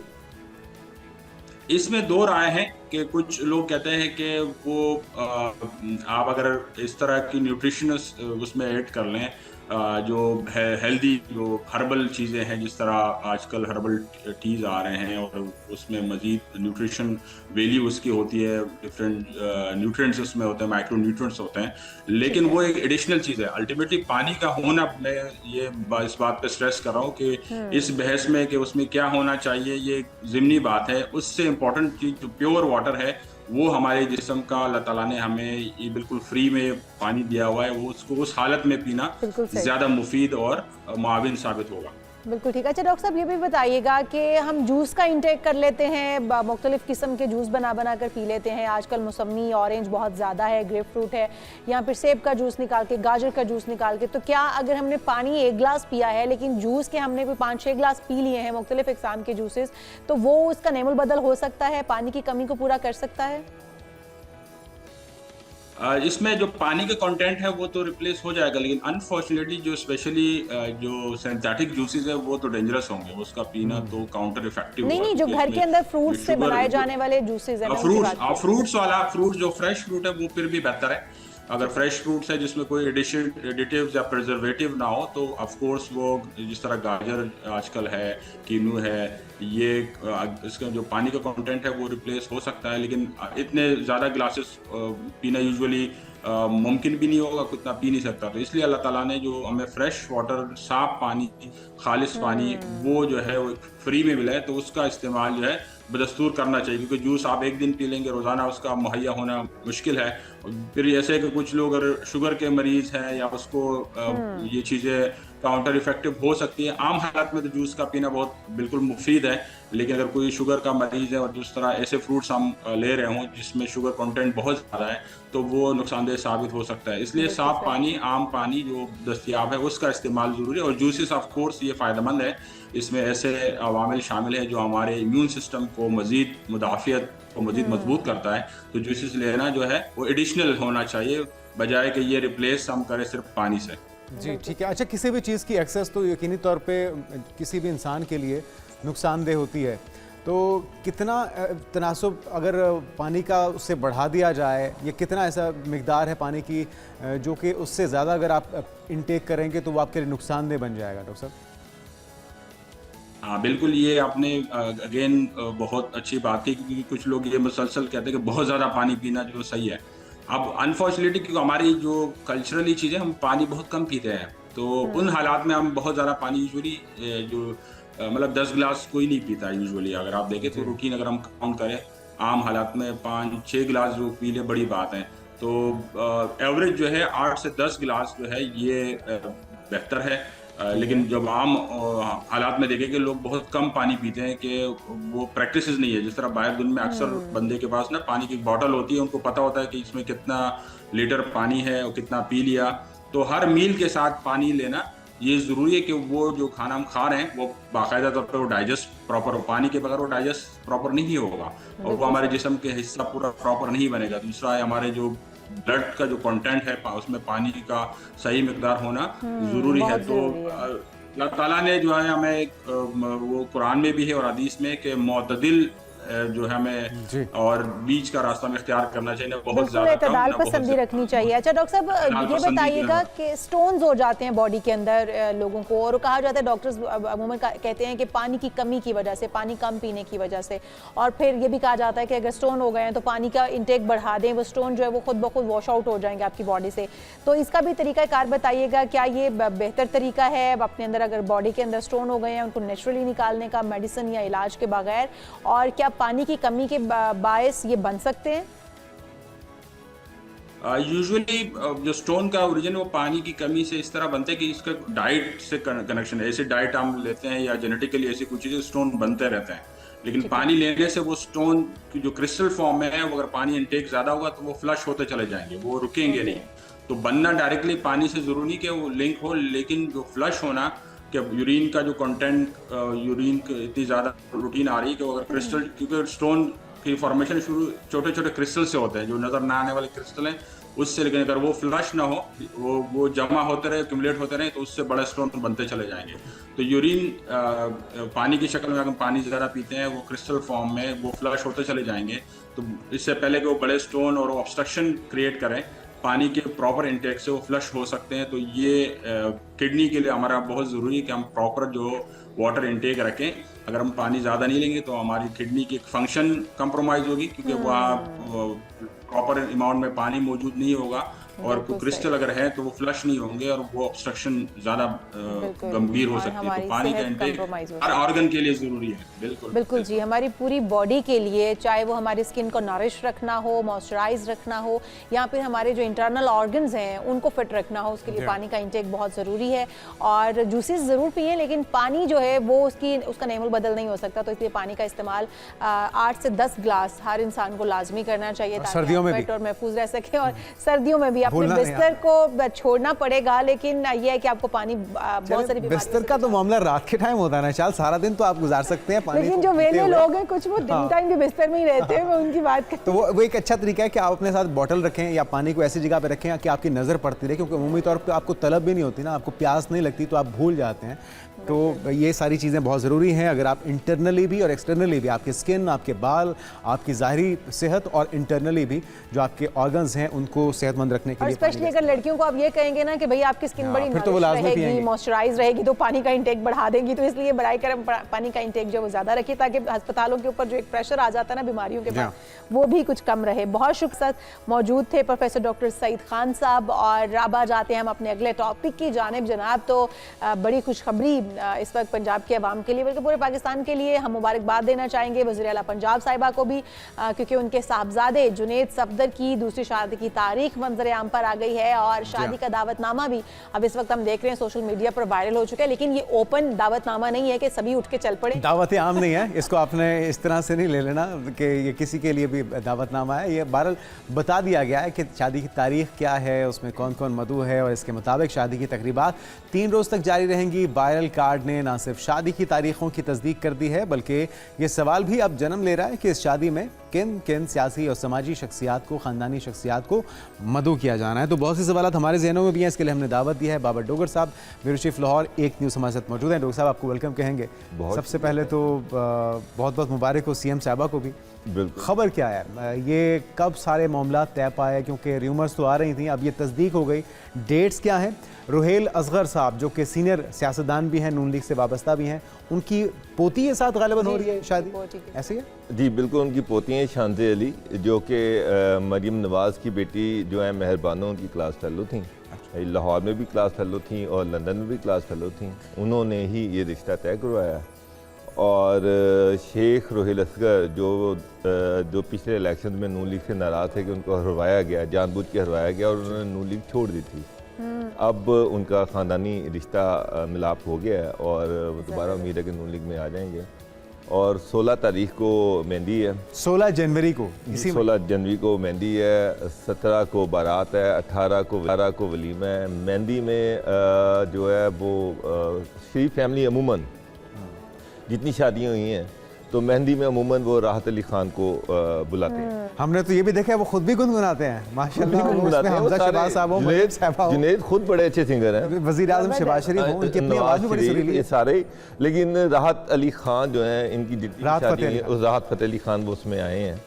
और इसके साथ साथ मियां नवाज शरीफ जो है उनको शौक़ है, वो हर हफ्ते महीने में एक आधा दिन कुछ लोगों को बुलाते हैं एंटरटेनमेंट के लिए, उनके साथ गपशप लगाते हैं, जिसमें सुहेल अहमद हैं और उसमें कैसर पिया हैं, उसमें नसीम विक्की हैं, उसमें मानत चंद हैं। तो ये लोग भी उसमें इन्वाइट किए गए लोग, मेहमानों का इंतजाम है। एक इसमें अहम चीज़ ये है जो मेरी इत्तला है कि राहत फ़तेह अली के साथ साथ मेहंदी वाले दिन आतिफ असलम को भी बुलाया। वाह ज़बरदस्त। अच्छा, ये हम परफॉर्मेंस तो देख नहीं पाएंगे क्योंकि हम शादी में इनवाइटेड नहीं है, लेकिन डोगर साहब अगर आप इनवाइटेड हैं तो हमें ज़रूर हाल अहवाल बताइएगा कि कितना खूबसूरत इवेंट रहा।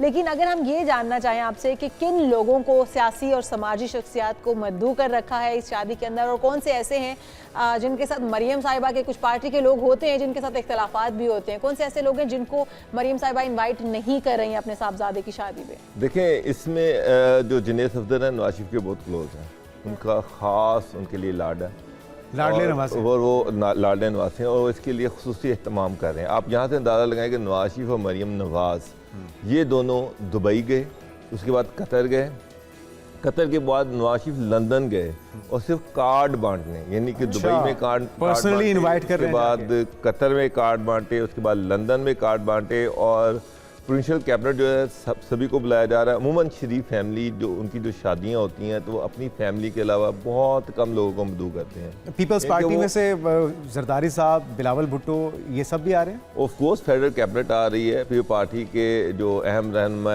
या दूसरी बड़ी पॉलिटिकल पार्टी के अहम रहनुमा उनको भी बुलाया जा रहा है। 1000 फजल रहमान साहब आ रहे हैं, ये बताइए। वो कुछ नाराज है ना, तो अच्छा मौका है उनको मनाने का। तकरीबन 1000 लोगों को, उनके लिए पहले डीजल का इंतजाम करना 1000 लोगों को बुलाया गया। अरे माशाल्लाह। वलीमे में, और वलीमा जाती उम्रा में होगा।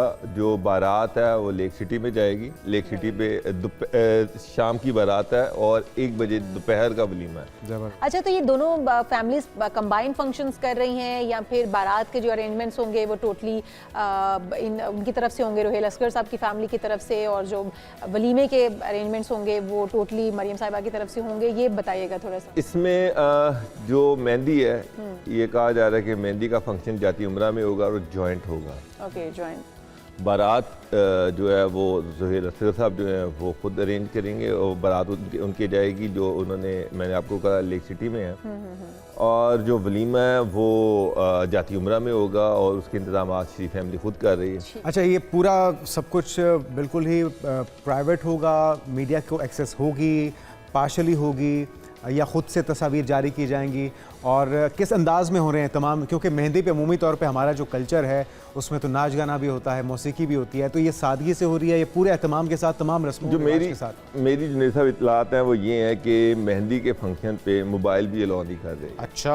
हाँ, कि जो गेस्ट आएंगे वो मोबाइल भी उनसे कहा गया कि आपने नहीं साथ ना लेकर नहीं लेके आने, या फिर आप गाड़ीज में अपनी या अपने ड्राइवर को दे दें, अपने मुलाजमिन को दे दें, अंदर मोबाइल अलाउ नहीं है। ये मेहंदी के लिए ख़ास इंस्ट्रक्शन हैं। तो इससे आप अंदाज़ा लगा लें 1 डिश की पाबंदी ख़ास तौर पे की जाएगी पूरे इवेंट पे, क्योंकि पंजाब गवर्नमेंट ने बैन लगाया और सीएम ने खुसूसी तौर पर ये सुनने में आया कि 1 डिश जो है वही हो। ज़बरदस्त। लेकिन इसमें एक बहुत बड़ा कैच है, इसमें एक अंदर की खबर है। वो क्या? वो बताएं। इसमें मियाँ नवाज शरीफ जो है, आपको पता है दूल्हा दुल्हन जो होते हैं इनके गवाह भी होते हैं, तो मियाँ नवाज शरीफ साहब भी गवाही कौन दे रहे हैं? गवाही दे रहे हैं। अच्छा। और जो शेख रोहेल असगर हैं वो भी गवाही दे रहे हैं। ओके। और इसमें जो दुल्हन की फैमिली है, शेख रोहेल असगर की फैमिली है, उन्होंने एक ख़ास फरमाइश की शरीफ फैमिली से। अच्छा, वो क्या है? फरमाइश की, रिक्वेस्ट की, जो भी आप कह लें, एक ख़ास फरमाइश की है। अच्छा, वो खास फरमाइश जानना चाह रहे हैं। और वो जो फरमाइश है अल्टीमेटली उसको मान लिया गया। फरमाइश और उन्होंने कहा ये हमारी ख्वाहिश है कि ये काम ज़रूर किया जाए, वो काम ये काम होना चाहिए। वो पूरा सस्पेंस बना रहे हैं ना डोगर साहब को समझा जा। तो फिर श्री मियाँ नवाज शरीफ साहब ने कहा जी ठीक है, मैं उन्होंने उसको मान लिया। ये अभी तक ये कई चीज़ बाहर नहीं आई। अच्छा। और it is between the families कि जब ये सारा कुछ फाइनल हो रहा था तो उन्होंने कहा ये हमारी एक रिक्वेस्ट है, हमारी एक फरमाइश है, जो भी आप इसको समझ लें इसको पूरा कर दें। तो मियाँ साहब ने कहा जी बिल्कुल मैं आपकी फरमाइश को पूरा करूँ। अच्छा, वो फरमाइश अभी तक आप तक तो पहुंच चुकी है डॉक्टर साहब, आप बताइए। ਤੁਸੀਂ ਡੋਗਰ ਸਾਹਿਬ ਸਾਨੂੰ ਦੱਸਣਾ ਨਹੀਂ ਚਾਹ ਰਹੇ, ਅਸੀਂ ਕਢਵਾ ਕੇ ਰਵਾਂਗੇ, ਦੱਸੋ। वो फरमाइश ये थी कि रोहेल असगर साहब ने कहा कि मैं ये चाहता हूँ कि इस निकाह में मियाँ नवाज शरीफ साहब जो हैं वो भी गवाह बने। अच्छा, ज़बरदस्त। और मियाँ साहब ने कहा जी बिल्कुल ठीक है, मैं गवाह बनूंगा। ठीक है, लेकिन असल कैच ये नहीं है। अच्छा, वो असल खबर ये नहीं। असल खबर क्या है बताइए? क्या निकाह भी नवाज शरीफ साहब पढ़ा रहे हैं? ऐसा तो नहीं। नहीं, वो तो मौलवी साहब पढ़ाएंगे और नवाज शरीफ साहब क्यों पढ़ाएंगे। उन्होंने ये कहा कि मेरी ये ख्वाहिश है, मेरी ये रिक्वेस्ट है कि मियाँ साहब आप लड़की के गवाह बने। अरे वाह। शानज़े अली के गवाह बने। वाह वाह, बहुत खूबसूरत बात और बहुत ही अच्छी बात। जिसको नवाज शरीफ साहब ने कहा जी बिल्कुल ठीक है, मुझे ये मंजूर है। अब लड़की की तरफ से मियाँ नवाज शरीफ साहब गवाह होंगे, यानी कि लड़की के 2 गवाह होंगे। ये बहुत ही खूबसूरत खबर दी आपने। में एक शेख रोहेल असगर होंगे और एक मियाँ नवाज शरीफ साहब। तो मियाँ नवाज शरीफ साहब, मैं ये आपको खबर दे रहा हूँ, यहाँ पे ये खबर ब्रेक कर रहा हूँ कि मियाँ नवाज शरीफ साहब लड़की के गवाह होंगे। गवाह होंगे। अच्छा, ये बात तो बड़ी खूबसूरत है, लेकिन नवाज शरीफ साहब के नवासे जो हैं उनके लाडले तरीन नवासे हों और फिर उनकी शादी में वो गवाह लड़की वालों की तरफ से बने, तो ये रिश्ते की मजबूती भी है। उनकी ये ख्वाहिश थी, मैंने आपसे कहा, उन्होंने ये ख्वाहिश जाहिर की। तो जब लड़की वालों ने ये ख्वाहिश जाहिर की तो मेरे सामने कोई बात। अच्छा, वैसे डिमांड्स रखी जाती हैं डोगर साहब, लड़की वालों की तरफ से बड़ी बड़ी डिमांड्स रखी जाती हैं, लेकिन ये बड़ा खूबसूरत उन्होंने एक जेस्चर भी दिया है और बड़ा खूबसूरत उन्होंने वो मैसेज दिया है कि हम गवाह के तौर पे आपको लेना चाहते हैं, अपनी फैमिली का हिस्सा बना रहे हैं कि आप बेटी की सरपरस्ती करते हुए उसका निकाह जो है वो खुद करवाएं। बड़ा ही खूबसूरत। लेकिन हमें थोड़ा सा तजस्सुस ये भी है कि इसके अंदर किसको नहीं बुलाया, कौन से सियासी शख्सियात हैं जो कि मद्दू नहीं है बिल्कुल, जो कि उनके लिए बैन है। देखिए जाहिर बात है पीटीआई बैन वो तो है ही है। अच्छा, पीटीआई से किसी को भी नहीं बुलाया गया? मुझे नहीं पता, लेकिन इतलात यही है कि प्रोविंशियल कैबिनेट के बहुत सारे मिनिस्टर से मेरी बात हुई, उन्होंने कंफर्म किया कि हमें कार्ड आ चुके हैं। इसी तरह से फेडरल गवर्नमेंट में भी बहुत सारे मिनिस्टर्स को कार्ड मिल चुके हैं और कुछ बड़े जो अलाई हैं जैसे पी पार्टी है या MQM है उनको भी कार्ड मिल चुके हैं। अच्छा, तमाम इवेंट्स इसका वेन्यू क्या होगा? जाती उमरा में हो रहे हैं? कहाँ? देखें, मेहंदी जाती उमरा में होगी, ठीक है। बारात लेक सिटी और जो वलीमा है वो दोपहर का रखा गया है और वो जाती उमरा में होगा। अच्छा, ड्रेसेस का भी थोड़ा सा बता दें हमें कि जुनेद सफदर ड्रेस किस डिज़ाइनर का पहन रहे हैं?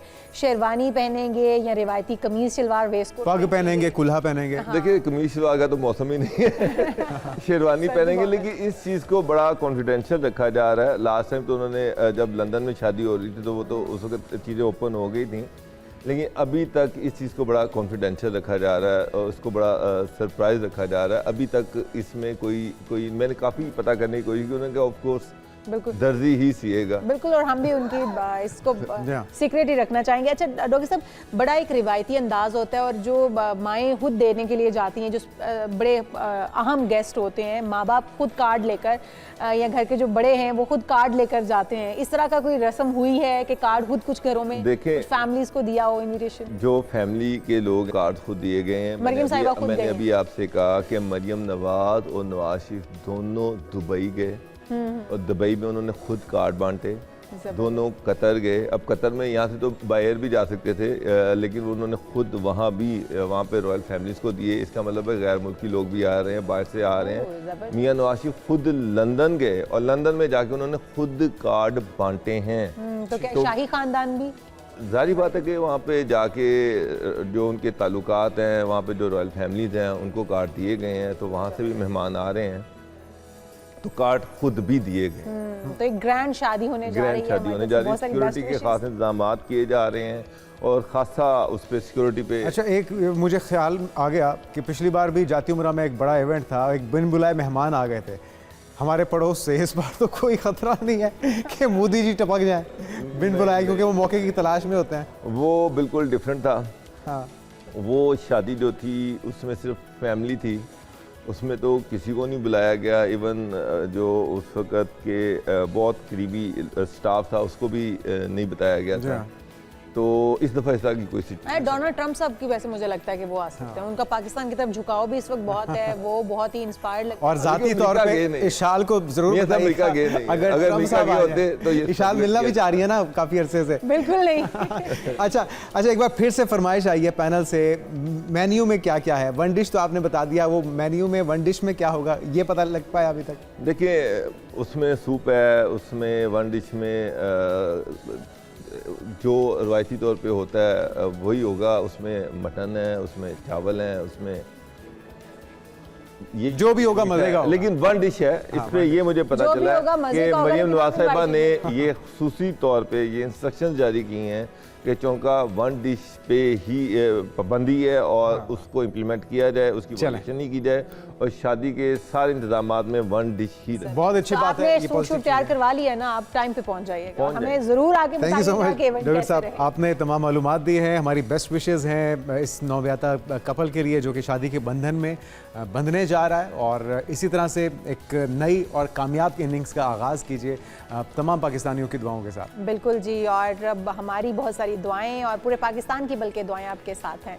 बहुत सारी मुबारकबाद सीएम साहिबा को भी और उनकी पूरी फैमिली को भी। बात हो जाए कुछ क्रिकेट की। पाकिस्तान के लिए आईसीसी अंडर 19 वर्ल्ड कप का मेला सज गया है और ग्रीन शर्ट्स अपना पहला मैच कल खेलने जा रहे हैं जनाब, एक मजबूत हरीफ इंग्लैंड के खिलाफ। तो देखते हैं हमारी जीत जो कि काफी अर्से से जारी है अल्हम्दुलिल्लाह, ये तसलसल इस बार भी जारी रहता है या नहीं। बिल्कुल जी, और पहले हमने देखा कि वार्म अप मैच में हमने इसी टीम को हराया भी है। कॉम्बिनेशन हमारा अमेरिका को हराया हमने, अमेरिका को बल्कि हमने हराया है। और खिलाड़ियों के टैलेंट हम देखें, अगर आसाब और टीम कॉम्बिनेशन देखें तो हमें नज़र आता है कि बहुत ही अच्छी टीम की हमारी परफॉर्मेंस भी जा रही है। हम हमेशा बात करते हैं कि किस प्लेयर को कहाँ खिलाना चाहिए था, लेकिन वो हम नेशनल टीम के लिए करते हैं। हमारी अंडर 19 टीम का कॉम्बिनेशन बहुत ही बैलेंस है।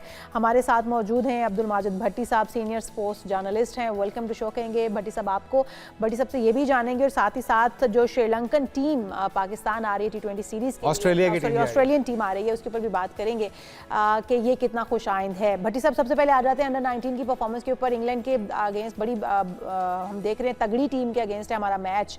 समझते हैं कि हमारी अंडर 19 इस काबिल है, इतनी तैयारी के साथ है मैदान में उतरी, क्योंकि तसलसल एक जो जीत का है वो तो जारी और सारी है, और हम आगे भी पूरी उम्मीद है अपनी अंडर 19 से कि इसी तरह से इस तसलसल को बरकरार रखेंगे। सबसे पहले तो इशाल और जुनैद आप लोगों का शुक्रिया।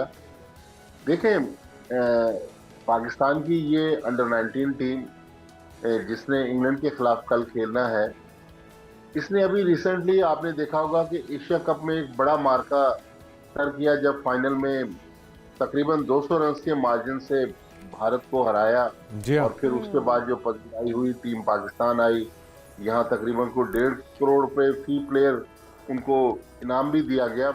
उसके बाद फिर ये जब टीम जिम्बाब्वे गई तो वहाँ ट्रायंगुलर टूर्नामेंट वो भी पाकिस्तान की टीम ने जीता। तवक्कुआत तो बहुत ज़्यादा है, बहुत अच्छे हमारे प्लेयर्स हैं, लेकिन इंग्लैंड की टीम नो डाउट बड़ी अच्छी टीम है। लेकिन जो बुरी खबरें जिम्बाब्वे से आ रही हैं वो ये हैं कि इस वक्त बारिशें बहुत ज़्यादा वहाँ हो रही हैं, और कहा यह जा रहा है कि टूर्नामेंट के काफ़ी मैचेस जो हैं वो बारिश से मुतासिर होंगे।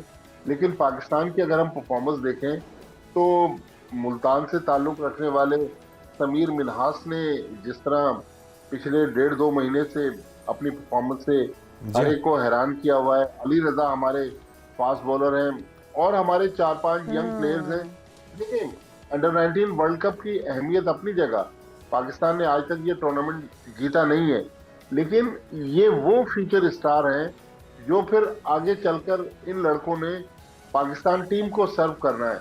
तो पाकिस्तान की क्रिकेट कहाँ जा रही है, हमारे नौजवान इस क्रिकेट को कहाँ लेके जा रहे हैं, ये सारा इस टूर्नामेंट से पता चलेगा, क्योंकि दुनिया की सारी बड़ी टीमें इसमें पार्टिसिपेट कर रही हैं। मुझे उम्मीद है, मैं ये नहीं कहता कि पाकिस्तान की ये टीम फाइनल जीतेगी, उम्मीद तो हमें है, लेकिन ये है कि ये टीम अच्छे मकाम पर फिनिश करेगी।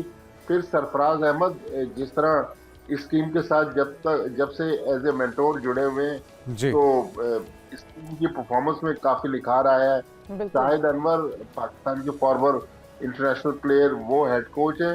तो ओवरऑल मेरे ख्याल में पाकिस्तान की एक अच्छी टीम है जिसे कम से कम मुझे तो बहुत ज़्यादा उम्मीदें हैं। बिल्कुल, हमें सबको, पूरे पाकिस्तान को उम्मीदें हैं। लेकिन अभी जिस तरह से आपने भी तस्करा किया भट्टी साहब, एशिया कप के अंदर तो हमने धाक बिठा दी, और एशिया के एक बड़े मजबूत टीम भारत को जिस तरह से हमने पिछाड़ा है, तो कॉन्फिडेंस लेवल तो बहुत बेहतर है। लेकिन वर्ल्ड लेवल की अगर टीम्स की बात की जाए, ऑस्ट्रेलिया हो, इंग्लैंड हो, या दीगर जो टीम्स हैं, बहुत ही अच्छी टीम्स हैं, जिसमें से पहला मुकाबला भी हमारा इंग्लैंड के खिलाफ होने जा रहा है। दोनों में से फेवरेट किसको करार देंगे और कौन सा शोबा ज़्यादा हावी रहेगा? नेशनल टीम में तो हम हमेशा बॉलिंग के ऊपर तकिया करते रहे हैं, यहाँ पे आप अंडर 19 से किससे ज़्यादा तवक्कुआत रखनी चाहिए हमें?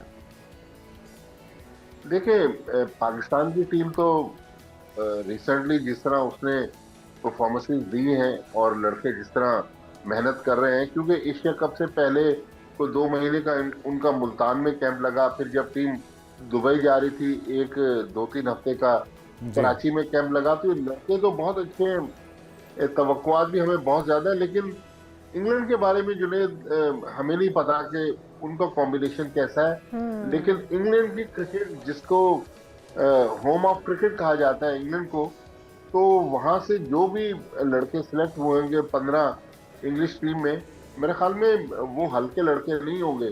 लेकिन हमें जो जब हम बड़े प्लेयर्स से बात करते हैं तो वो यही कहते हैं कि देखिए, आगे वही लोग जा सकते हैं इंटरनेशनल क्रिकेट में जो अपने माजी को भुलाते हैं। माजी को भुलाने से मुराद है कि कल जो मैच हो गया वो अब हिस्ट्री हो गया, अब आज नया दिन है, नया मैच है। लिहाजा हमारे जो लड़के हैं वो कहीं खुशफहमी का शिकार ना हो जाए कि जी हमने तो भारत को मारा है, हमने जिम्बाब्वे के खिलाफ ट्रायंगुलर टूर्नामेंट जीता है। वो उनकी अचीवमेंट थी जिसकी पजीराई उनको मिली, लेकिन अब नया मार्का है, नया मैदान है, नई टीम है। मेरे ख्याल में नए जज्बे के साथ अगर ये टीम जाएगी तो ये अच्छा करेगी।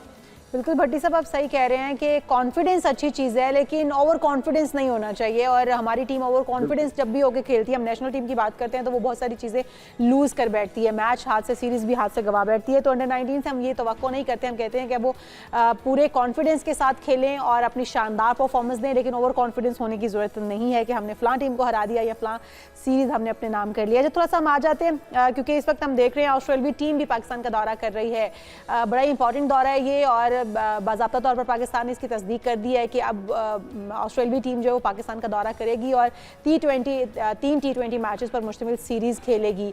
आप क्या समझते हैं कि कौन से खिलाड़ी ऐसे ऑस्ट्रेलियाई टीम के अंदर मौजूद हैं जो कि टफ टाइम दे सकते हैं पाकिस्तान को, और पाकिस्तान को उसके लिए किस तरह की तैयारी करनी चाहिए? देखिए, ऑस्ट्रेलिया की टीम तो इसमें कोई शक नहीं है कि एक से बढ़कर एक प्लेयर, किसी एक प्लेयर के बारे में ये कह देना कि ये बहुत अच्छे प्लेयर हैं। ऑस्ट्रेलिया की टीम तो एक कंप्लीट पैकेज है, और रिसेंटली या रिसेंट पास्ट में उनकी परफॉर्मेंसेस देखें तो ऑस्ट्रेलिया ने बड़े बड़े टूर्नामेंट्स में बड़ी ज़बरदस्त परफॉर्मेंस दी है। लेकिन मेरा जुनैद और इशाल एक सवाल ये है पाकिस्तान क्रिकेट बोर्ड के कर्ता धर्ताओं से कि ये world cup T20 world cup जो 8 फरवरी से शुरू होना है और पाकिस्तान ने अपने सारे मैचेस श्रीलंका में खेलने हैं, तो क्या ही बेहतर होता कि ये सीरीज लाहौर, देखिए लाहौर भी हमारा शहर है, मुझे लाहौर पर एतराज भी है। मैं कह रहा हूँ कि जब आप तैयारी कर रहे होते हैं तो वहाँ की कंडीशंस को देखते हुए, लाहौर में आपको पता है कि इस वक्त फ्रीजिंग टेम्परेचर है और कराची में भी, हालांकि आज सुबह मैं तो इस वक्त दुबई में हूँ, मैंने अभी जो थोड़ी देर पहले देखा कराची में बहुत ज़्यादा धुंध थी और पिछले 3-4 दिन से 6-7-8 टेम्परेचर है कराची में।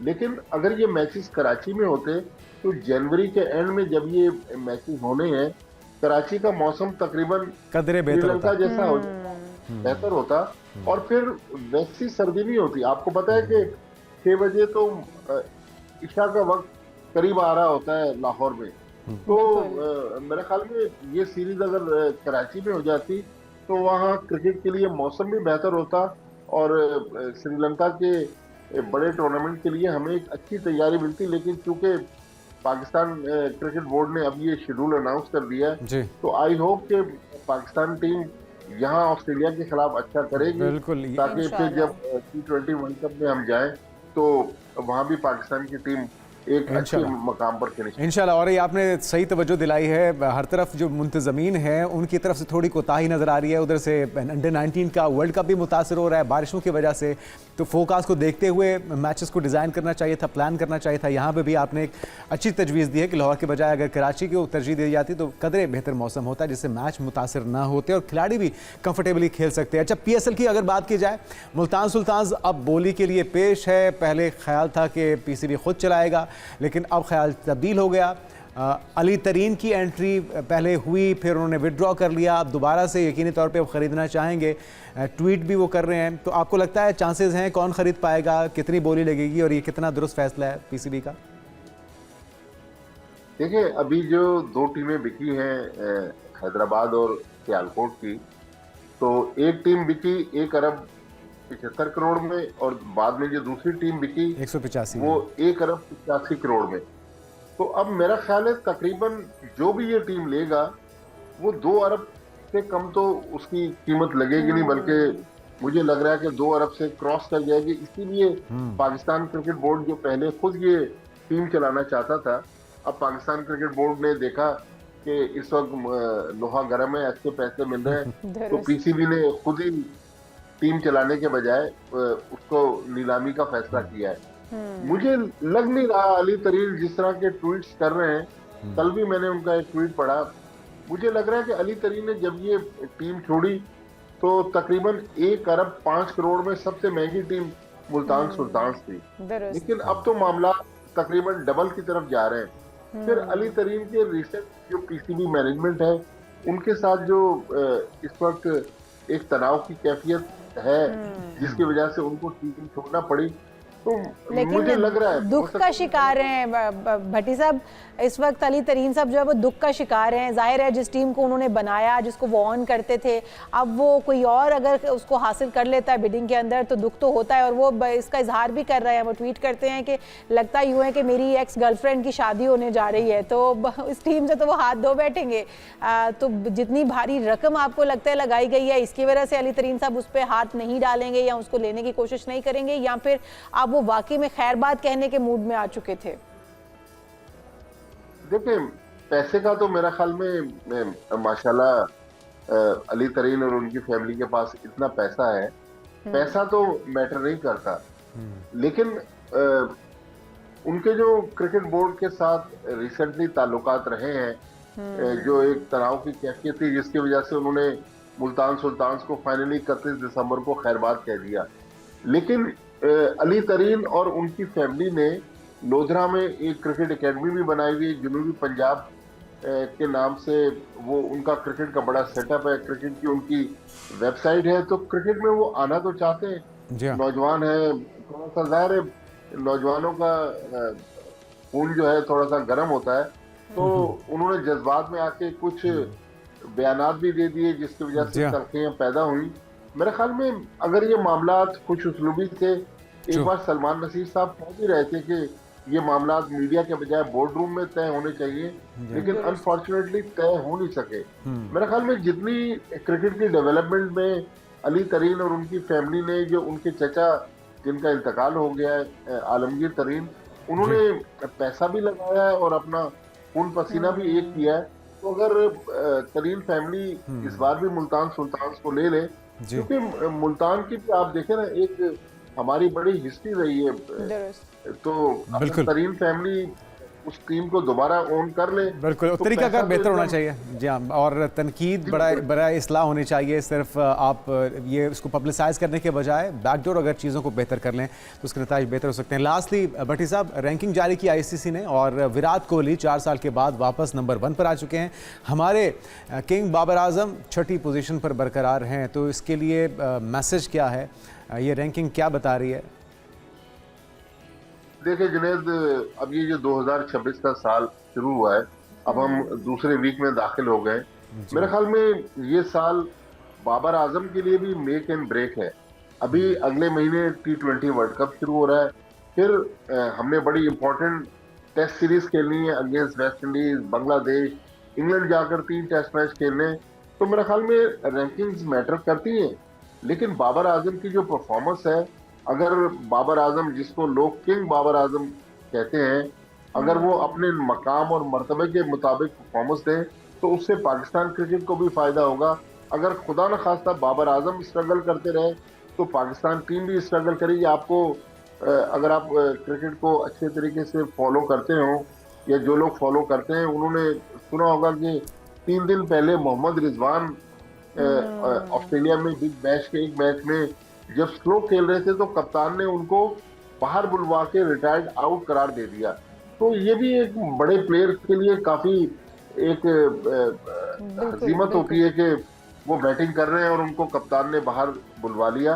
तो मेरे ख्याल में बाबर आजम और मोहम्मद रिजवान, जिनकी जोड़ी पास्ट में पाकिस्तान को बहुत ऊपर लेके जा चुकी है, अब लग रहा है कि मोहम्मद रिजवान भी थोड़े से T20 से तो बाहर हुए, उनकी परफॉर्मेंस। लेकिन जमान खान को बिग बैश में काफी सराहा जा रहा है, वो तो हीरो बन गए हैं। देखिए जी, इशाल क्रिकेट में कहते हैं कि जो दिखता है वो बिकता है। तो जमान ने परफॉर्मेंस दी तो आज हम उनका तस्करा कर रहे हैं। कल हमने सोशल मीडिया पर भी देखा, उन्होंने आखिरी ओवर में 6 रन बनने थे, आखिरी ओवर में उन्होंने डिफेंड किया आखिरी ओवर में उस स्कोर को और 2 रन दिए। तो बाबर आजम और रिजवान, उनके बारे में भी लोग बहुत सारी बातें करते हैं, बहुत सारा क्रिटिसिज्म करते हैं। तो मेरे ख्याल में प्लेयर्स को मीडिया पर आकर अपने क्रिटिक्स को जवाब नहीं देना चाहिए। भट्टी साहब, हम ये उम्मीद करते हैं कि जो क्रिटिसिज्म किया जाता है बाबर पर या रिजवान पर या दीगर प्लेयर्स पर, उसको पॉजिटिव लेंगे और अपने अंदर सुधार पैदा करेंगे, अपनी परफॉर्मेंस को बेहतर करेंगे, बजाय इसके जिस आप भी कह रहे हैं कि प्लेटफॉर्म्स पर आकर उनको जवाब दिया जाना ये दुरुस्त नहीं है। बल्कि आप अपनी परफॉर्मेंस से साबित करें कि आप अच्छे प्लेयर हैं और आप डिज़र्व करते हैं वो सीरीज़ या वो क्रिकेट। वो जिस तरह से पहले तारीफों के पुल बांधे जाते थे, उसी तरह से अब क्रिटिसिज्म भी होता है। जब आपकी परफॉर्मेंस गिर जाती है तो फिर ये बातें, ये इस तरह के सारे मामलात तो होते हैं आपके साथ। बहुत शुक्रिया। अब्दुल माजिद भट्टी साहब, सीनियर स्पोर्ट्स जर्नलिस्ट, हमारे साथ मौजूद थे। प्रोग्राम का वक्त भी ख़त्म हो चुका है, हम आपसे इजाज़त चाहते हैं। अपना बहुत सारा ख्याल रखिएगा, कल फिर आपसे मुलाकात होगी। अल्लाह हाफ़िज़।